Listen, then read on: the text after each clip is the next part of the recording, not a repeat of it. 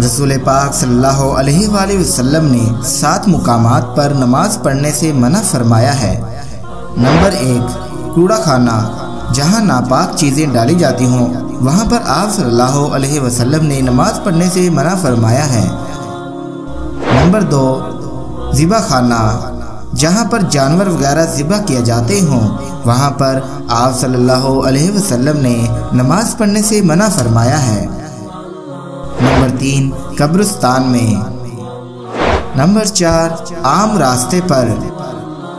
Number 5، غسل خانے میں۔ نمبر 6، اونٹ کے باڑے میں۔ نمبر 7، خانہ کعبہ کی چھت پر۔